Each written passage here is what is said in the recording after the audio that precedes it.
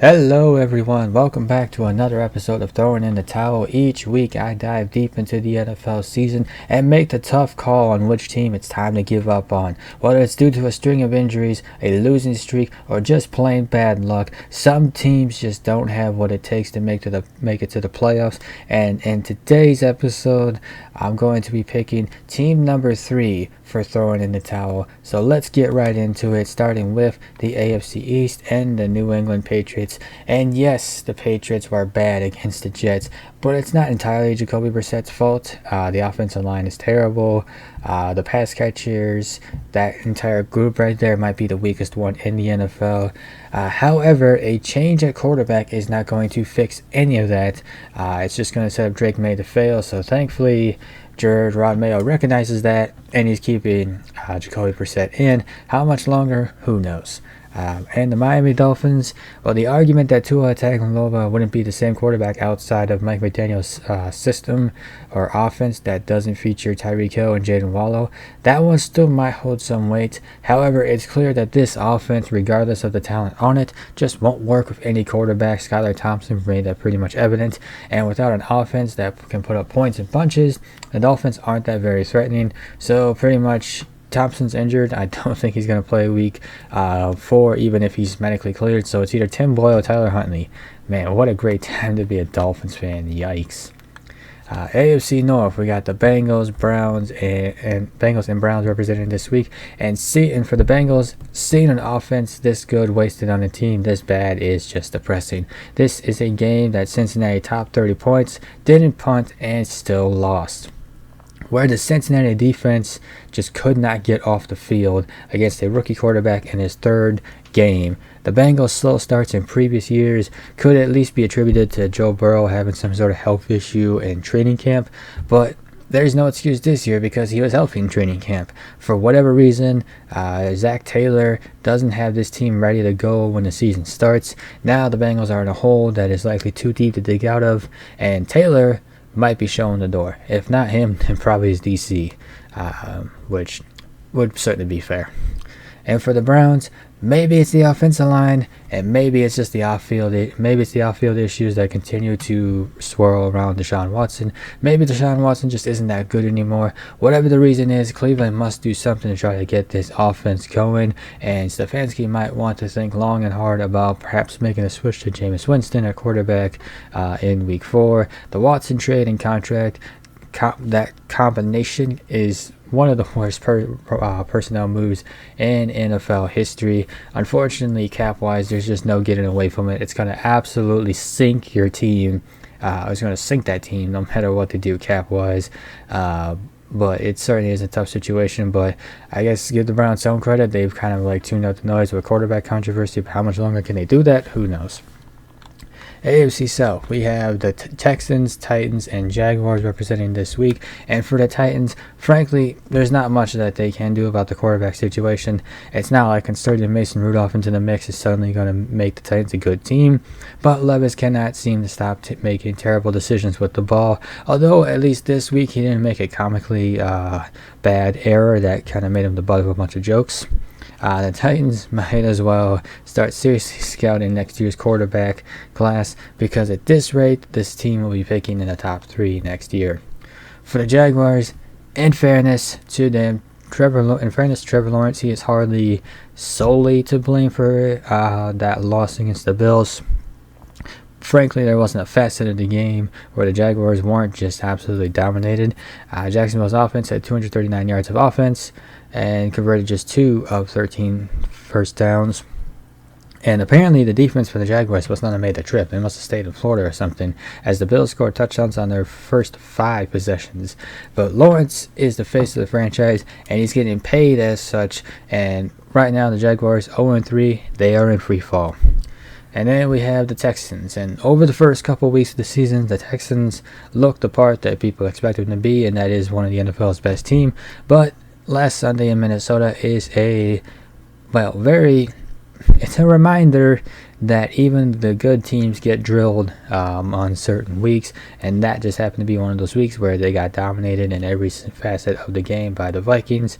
I wouldn't really read too much into this unless they lose again next week.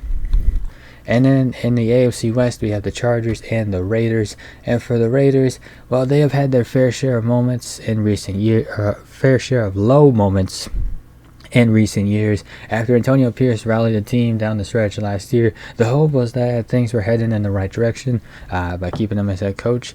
Well, when you hire Luke Getty as offense coordinator, well, interesting decision, and honestly, it's hard to say that with a straight face that the Raiders are going in the right direction when they got beat by the Panthers, that were easily the worst team in the NFL over the first couple of weeks. The game was nowhere near as close as the final score would indicate, and the Raiders are outplayed in every facet of the game. And for the Chargers, Jim Harbaugh certainly has put his stamp on this team. While the Chargers are now 2-1 after that loss to the Steelers, it continues to show that this team is going to play a tough, physical brand on both sides of the ball, and it's a formula that can make the Chargers competitive regardless of the opponent or venue. However, injuries, which seem like a perennial issue in LA, are already a potential problem. Justin Herbert is hurt, Rashawn Slater is hurt, Joe out, and Joey Bosa also injured. And if any of them miss any significant time, Herbert, especially the Chargers, will be in trouble. So that will do it for the losers of the AFC this week. Who will be representing the divisions this week? Well, ignore that. So in the East, we have the Patriots representing. In the North, we have the Bengals representing. In the South, we have the Titans representing. And in the West, we have the Raiders representing.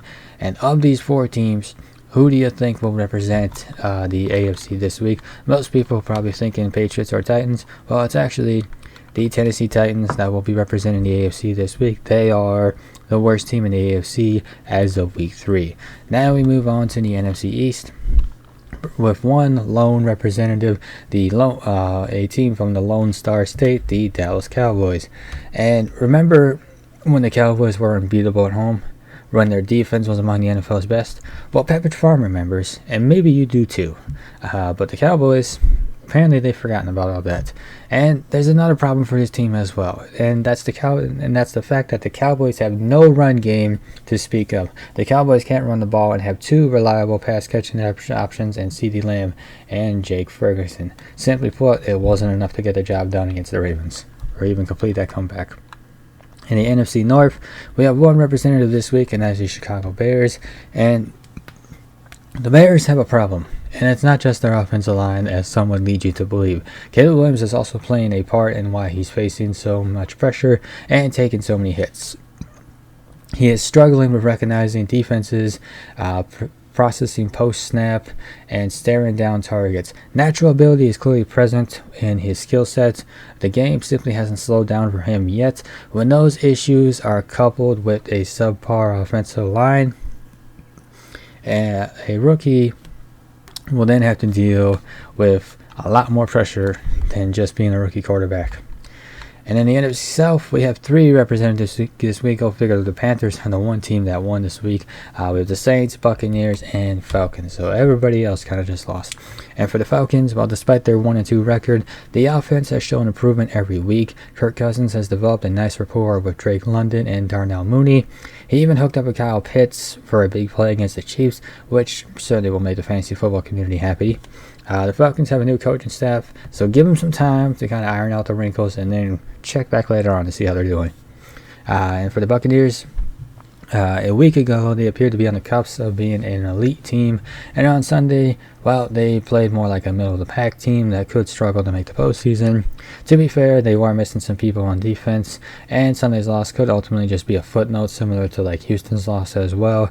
However, the Buccaneers have a tough upcoming stretch, so there isn't much room, or there is not a lot of room for error. And for the Saints, the honeymoon phase is over. The Saints didn't look anything like the team that they were the first couple weeks of the season, and it's evident that Clint Kubiak can't hide their car anymore. And even if they had some key injuries, the offense just looked completely out of sorts. Kubiak did a great job limiting Carr's responsibilities for the first couple weeks by leaning on play action and sliding his release point around in the pocket. But the Eagles' defensive line played with a lot of discipline and didn't give Carr any time to move and read the field. Not every defense can do that, but the defenses that can have shown a way to beat the Saints and Derek Carr. And lastly, we have the NFC West with the Cardinals and 49ers representing. And for the Cardinals, they have potential, but they're not contenders yet. Kyler Murray's connection with Marvin Harrison Jr. is still growing, though they have the potential to be one of the league's best quarterback-receiver tandems. There's some glimpses of that over the first 3 weeks. The Cardinals need more defensive talent to beat playoff caliber teams. Perhaps Darius Robinson can shore up the defensive front once he returns from injury reserve. If he does, the Cardinals might be able to win some of these slugfest type battles. And for the 49ers, yes, they didn't have Deebo Samuel, George Kittle in uniform. Still, Juwan Jennings' performance shouldn't have been enough to carry them to victory over an injury-riddled Rams team that got absolutely smoked by the Cardinals last week. But the 49ers solution isn't rushing Christian McCaffrey back to action. Not that he's really ready to go anytime soon, it seems like. Really what they need to do is refocus and tighten up on defense to make another deep playoff run. So that does it for the NFC losers this week. Who are the division representatives for this week? Well, in the East and the North, as you saw earlier, we have the lone representatives with the Cowboys and the Bears. In the South, it's going to be the Falcons representing this week. And in the West, it's going to be the Cardinals representing this week. Of these four, who is going to represent the NFC this week? You probably guessed it was the Bears. And you would be right. The Bears are the worst team in the NFC this week. So that is our matchup this week. Imagine this Super Bowl matchup of Will Levis and the Titans versus Caleb Williams and the Bears. Doesn't that sound appealing? So before we get into this week's team, we go to the recap portion with the Panthers and the Giants being the first couple of teams. Now, there is a rule that I can rescind the decision if a team gets a win. However, it's just 1 week, so I'll give the Panthers and Giants their due for a win, or the credit for a win, but I'm not going to read too much more into that. And instead, I'm just going to get into this week's team. Who is this week's team between the Titans and the Bears? Well, if you guessed the Titans, you would be correct, because it is the Tennessee Titans. Now, what will the Tennessee Titans do at the end of this season? Well, that just kind of depends on how the season plays out. They have a first-year head coach and a relatively new GM, so I imagine that there's not going to be any changes made there.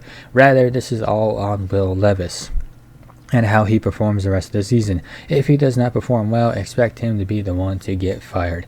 And with that, that will conclude this week's edition of Throwing in the Towel. If you like this video, be sure to like, comment, and subscribe to stay up to date for the next episode of Throwing in the Towel.